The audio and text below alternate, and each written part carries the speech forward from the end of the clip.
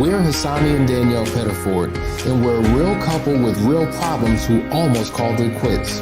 I was very frustrated. I became very disconnected, very jaded and cold.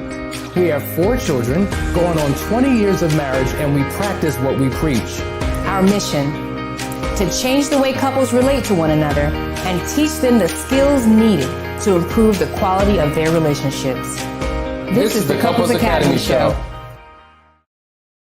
Well, good morning, everyone. My name is Hassani Pettiford, and this is the Couples Academy Show, and I am here at an undisclosed location here in New Jersey while I'm traveling, and want to remain committed to doing the show and giving you, some information and some insight that will help you in your journey of recovery. Today, we're talking about the topic, the betrayed. I'm so angry at my spouse.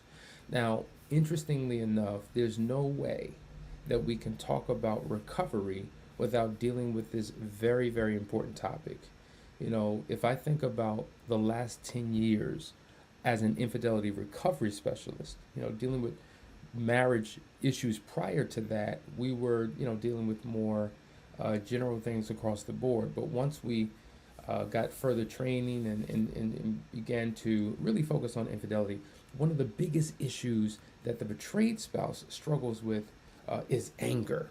Now, whether anger mounted or manifested within that spouse when they first discovered it, can you imagine D-Day? All the things that are going on internally in one spirit, one heart, one mind, and one body. But then several weeks into the process, anger. Several months into the process, anger. Years have gone by, and there's this anger. And we need to talk about that today because even though we understand where the anger comes from, in terms of what has happened in the relationship, it is not an emotion that you can afford to have in your life because it will literally destroy you. Even though we talk about unforgiveness, how forgiveness is really for you and not the other person, the same thing with the anger.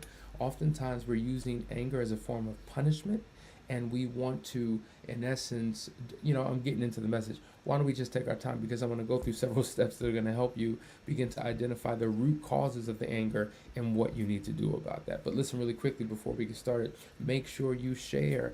This is a good one, folks. You want to share this. If you have individuals in your life, friends, family, co-workers, associates that you know that are struggling with anger as a result of a marital situation, you want to let them know about this topic here this morning. And really quickly, Last Chance Weekend, it is fast approaching March 11th through the 13th. Please register. We still have a couple of spots left. We are right now in the first week of Foundry, but there's room for those who want to join, so it's not too late. And Unearthed, that will be starting March 16th. So make sure you go ahead and register for that. It's going to be a powerful experience, and we're going to start sharing some testimonials. We haven't done that yet with the Foundry or the Unearthed program, but it would be good for you to have insight on what's happening in those programs and how it can benefit you. All right, guys, we're going to dive right in. I want to talk to you today, not just about the anger itself, but the root causes of the anger, okay? So one of the first root causes of anger is resentment, okay? Resenting your spouse. And when we think about the word resentment, really what it is, it's a bitter indignation, okay, at having been treated unfairly. You would expect to be treated unfairly by people you don't know, strangers, when it comes to things outside of your home. But there's never an expectation that you would be treated this way by your spouse. And as a result of that, it seems like a more painful blow because of the nature of the relationship that you have with the person who has hurt you. And so the root of that anger is resentment. It's bitterness. It's holding on to it. It's not letting it go. And you got to remember, forgiveness, right? And it's hard to forgive when you are angry and have resentment. But forgiveness is an act of self-liberation that frees you from being a prisoner of your past, and it allows you to live in the peace with your past, but not just your past, your present, and your future. And so I'm bringing up forgiveness because in order for you to move into that space, which is what all of us desire if we've gone through something, but we've made the decision to stay, we've got to dig deep under the surface and pull out the resentment and the bitterness and the anger that has unforgiveness anchored deeply embedded within your being. Does that make sense? And so having a new relationship with the past, because you can't change it. Having a new relationship means changing the way you look at it. Now, this is something that can't obviously be done in the discovery phase because you're right in the thick of it. It just happened, and that's the most volatile stage that you'll ever be in, where the anger really creeps up. But what I'm talking about is long term. There are those of you who are watching who discovered the affair a few years ago. It's been maybe 5 years, maybe a decade, and you still can't shake it. And one of the areas that you struggle with is resentment and where you're focusing your mind on. As we say, these thoughts are typically focused on a past event or you're anticipating a future event. And so if there's a negative emotion that you have about your past, it can keep you stuck in resentment. But let's go to another one. This is a really interesting one. Some of the roots we're talking about of anger is what we would call soul ties. Okay, soul ties. Write that down. So if you think about it, we had a life before I do, right? So either we're talking about previous relationships, we're talking about how we grew up as children in our home, as we entered into adulthood. There were a number of experiences that we've had. There were hurts, there were pains, there were challenges, there were struggles, and some of those things helped to shape us.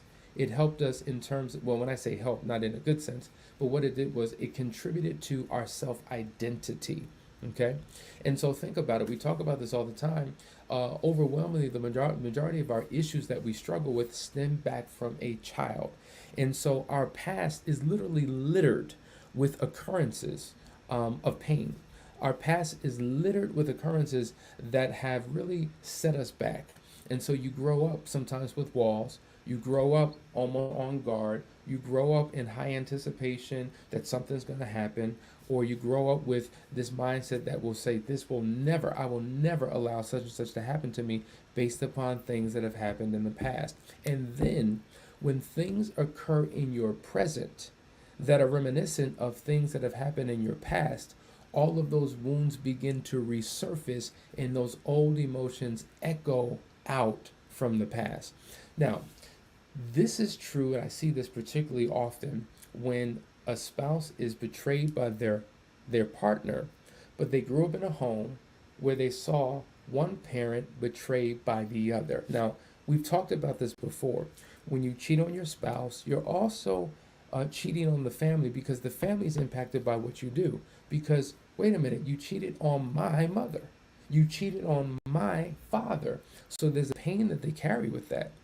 Oftentimes there's bitterness, there's resentment to that parent who did whatever they did that ultimately led to the demise of the relationship, possibly the destruction of the marriage. So they're holding this pain. And then to enter into a marriage where, boom, you experience it again, but now you are the one who is the victim in the situation. So at the root of that anger, it's not just what is happening to you, but it's what's happened to you in the past. And because you haven't properly dealt with that pain, it's very difficult to deal with the pain that you're currently experiencing.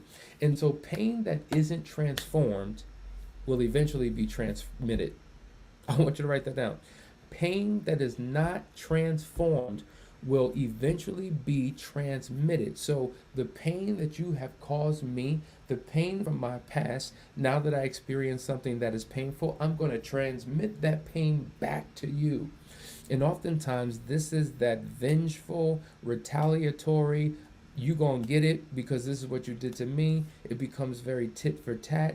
And this is how both remain in a state of pain. So if you think that the unfaithful partner that caused it isn't in their own pain for what they've done, they are, but now there's the pain that they're getting that is transmitted from the person that they cheated against. So it's a sick, crazy cycle that we want both of the partners in the relationship to get out of.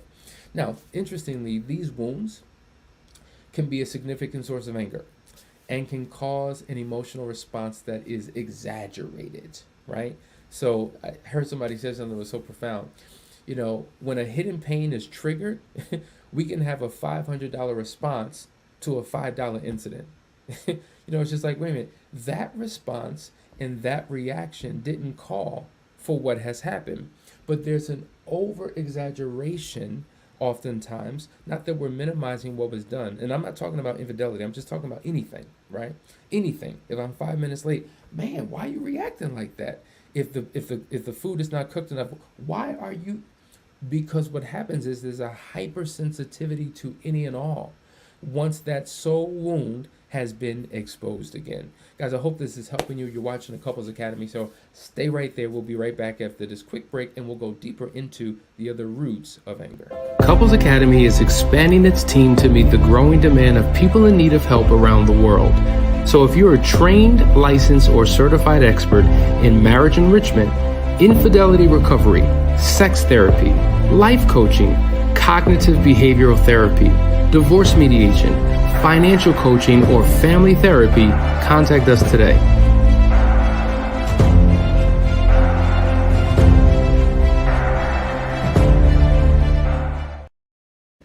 Couples Academy is committed to serving couples around the world by reaching beyond cultural lines and language barriers. We are proud to announce that we now serve the Spanish-speaking community. So whether you're here in the United States or abroad, Couples Academy has a place for you. Couples Academy se compromete a servir parejas de todo el mundo, superando las fronteras culturales y las barreras del idioma. Ahora, estamos orgullosos de anunciar que servimos a la comunidad de habla hispana. Entonces, ya sea que estés aquí en los Estados Unidos o en el extranjero, Couples Academy está aquí para servirle.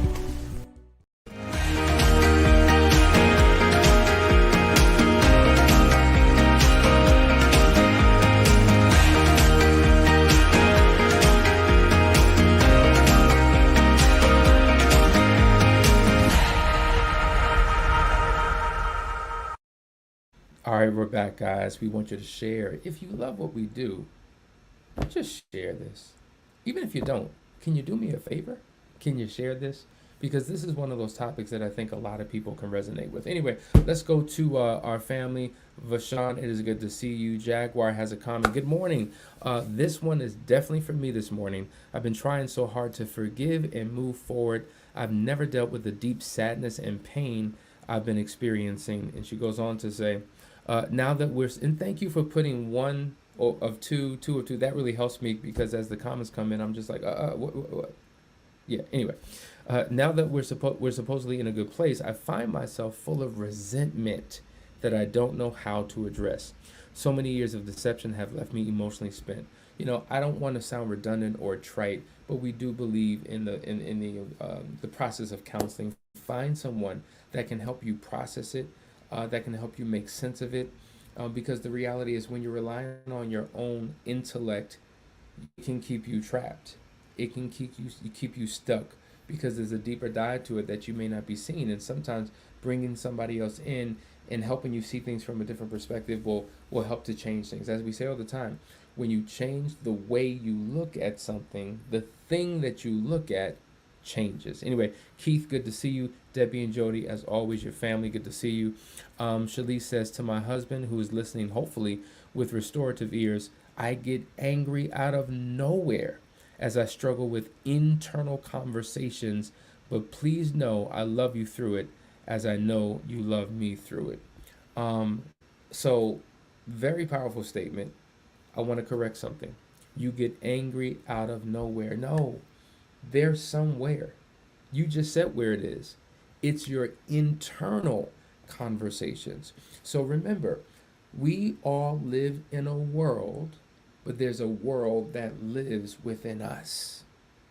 And just as God, the creator of this universe, is the master of this world that we live in, he has created us in his image and in his likeness and has given us powers that maybe we're not aware of, maybe we don't tap into, maybe we don't use for our benefit. But we, in essence, are the directors and the captains of our inner world, okay? And so that is where the source of the anger and the resentment comes in. And so what we need to do is figure out how to properly manage what's going on the inside of us. For once we use our body as a tool, we can control it. Many of us are slaves to our body, slaves to our mind, slaves to our emotions, slaves to our thoughts, only because we haven't learned how to properly manage them. Once we begin to get our mind and our body and our emotions under control, now we know how to internally begin to deal with the resentment that we're holding on to. But let me just tell you, sis, I totally understand where you're at, and because it just hits you sometimes. It just comes on you. You could be watching something, you could be experiencing something, or you could be minding your own business doing nothing, and boom, the thought comes. And what happens oftentimes is we sit in that thought, we marinate in the thought, and we become angrier by the minute the more we think about it. So we've done a phenomenal, well, I'm saying it, but we did a series on the marriage mindset, and how even though most of us use our five senses that allow us to connect with the outside world, there are these six mental faculties that we have. And once we tap into them and understand how to effectively use them, everything begins to change. So thank you for sharing that comment. And listen, however we can help, we are here. VT Flo, good to see you. Gonzalez, Ralph, Facebook user, Fidelina, excuse me, Lisa, Jarius, the list goes on and on. Marchant, of course, Jewel, we're all here in the building. Yeah, here we go. So true. Forgiveness is for you, not the offender. Staying angry holds you captive and turns inward against you. Did you see that? So that just reiterates the point of how we need to begin to handle things. What if you try to move forward, but your spouse still keeps doing things behind your back and you can't move forward? Well, in the process, moving forward, there's two paths of moving forward. Remember, there's the individual path and there is the marriage path. You think about a 3-lane highway, 4-lane highway, but 3-lane. Your marriage is in that middle lane. You're on the left lane and your spouse is in the right lane. So everything's moving forward at the same time, but you'll realize that, wait a minute, I'm focusing on me making improvements, my spouse is not. So now we were on par, we were on pace, and now I'm moving forward while he's moving forward, but he's inching forward. Think about it, the left lane, I can go fast. The right lane is the slowest lane. And it's about making sure that, you're on par. But the fact of the matter is, and let's just be realistic about it, many of us will move at different paces. We're motivated at different times. And that's what makes the recovery process so challenging. So how do you move forward? Continuing to focus on your healing and your restoration and becoming the best version of yourself, while continuing to pray and to support the recovery of your spouse. Because the prayer and the hope is that eventually he will pick up speed and move forward. In terms of speed, let's go to the next thing. We're talking about the roots of anger. I want to talk to you now about guilt. Now, here's the paradox. We're talking about the guilt of the betrayed spouse. Usually this is something that is carried by the unfaithful spouse. But there is a guilt, because the reality is, now that this has been done to me, oftentimes I'm not showing up right. I'm broken. I'm a wreck.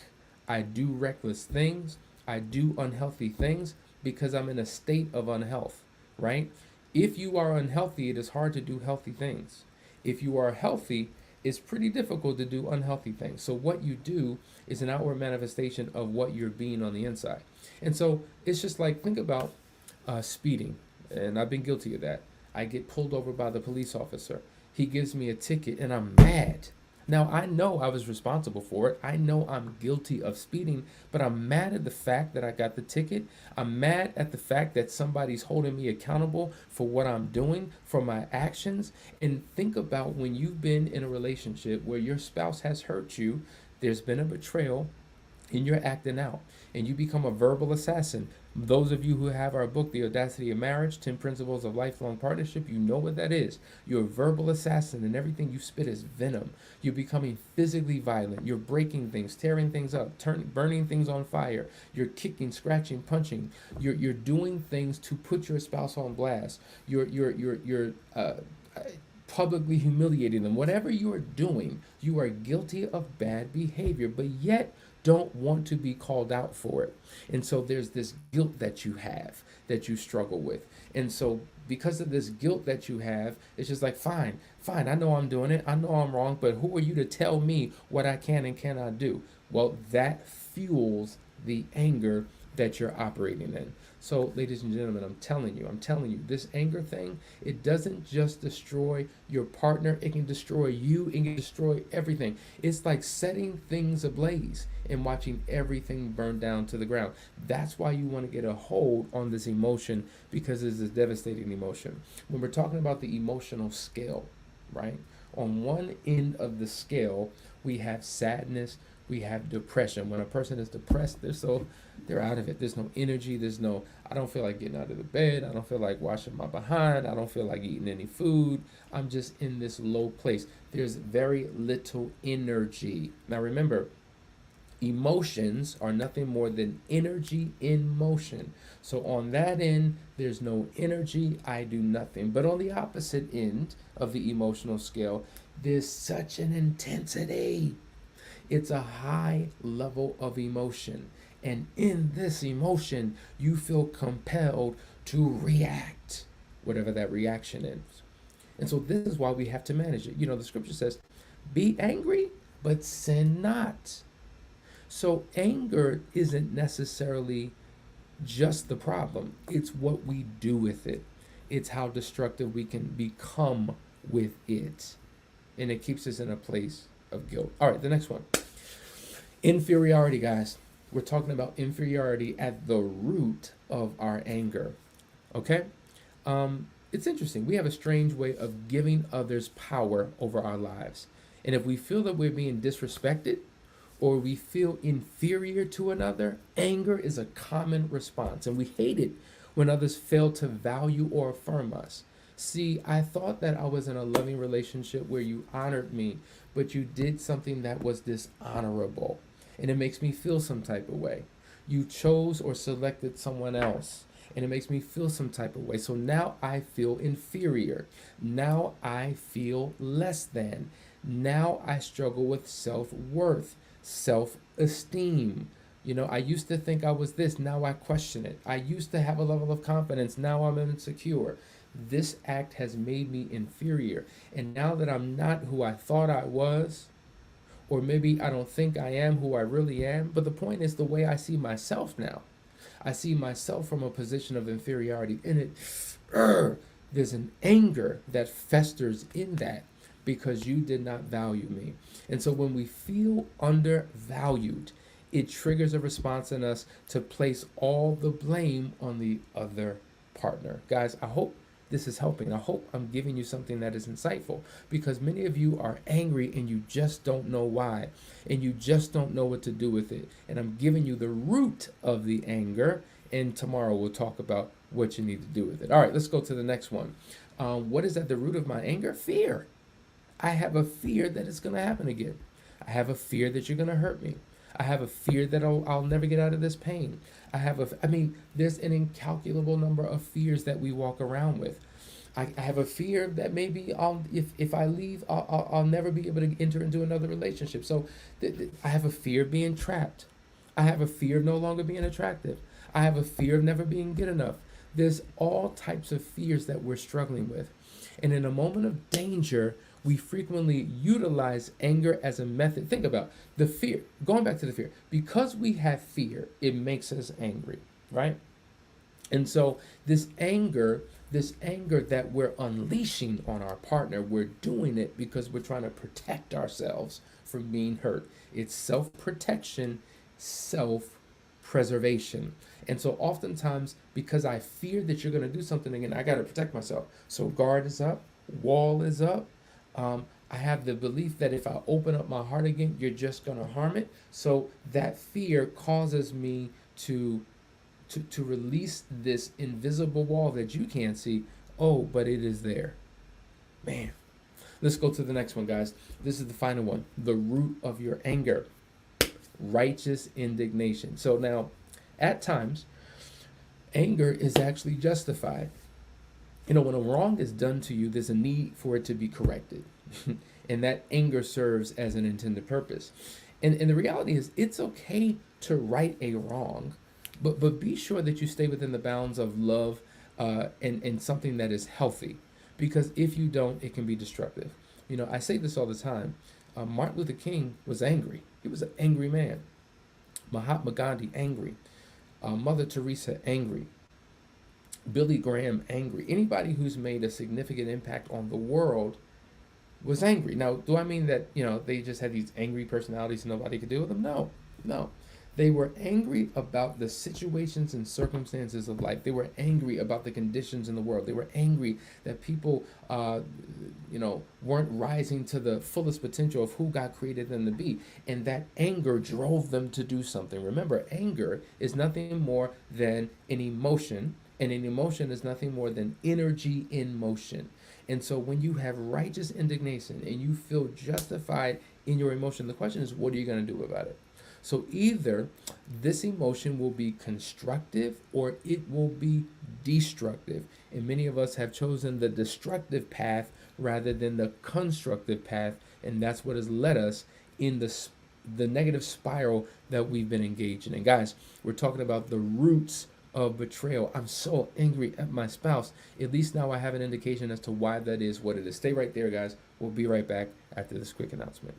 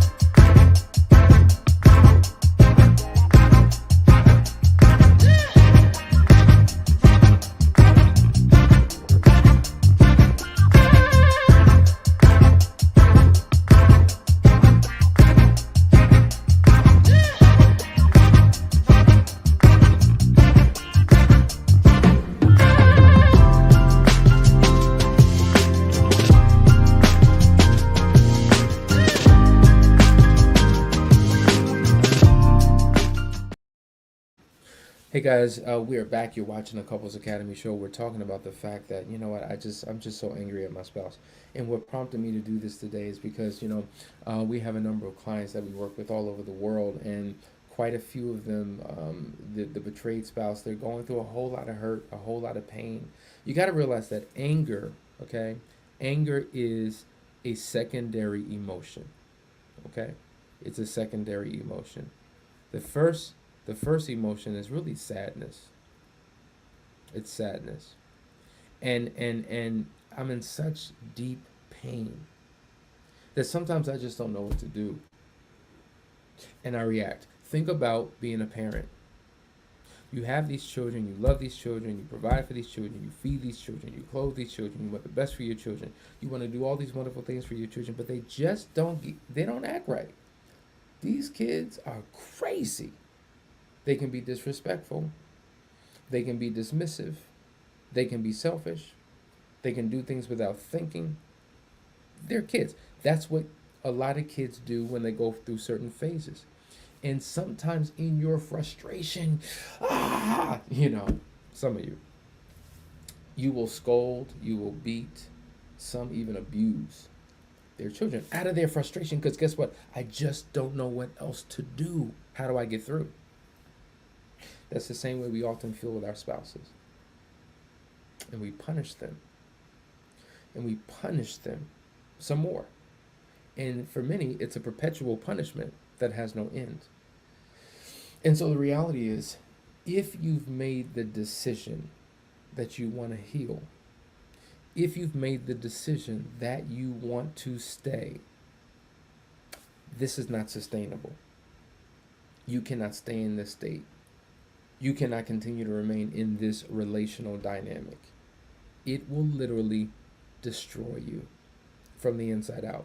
So my prayer is that you take the time to get alone and by yourself. Take out a journal. Begin to write down how your anger shows up in your life, in your relationship, in your family, on your job, with others. Because when a person is festering, sometimes it doesn't just affect the spouse, but you become angry at everybody and everything. It's taken over you. And we want to go through a releasing process. So tomorrow on the Couples Academy show, we're going to be talking about what you need to do to control that anger. Guys, I hope this was helpful for you. I see a lot of comments in. We will take the time to address those. I promise you. Love you all. Have a great day. See you soon.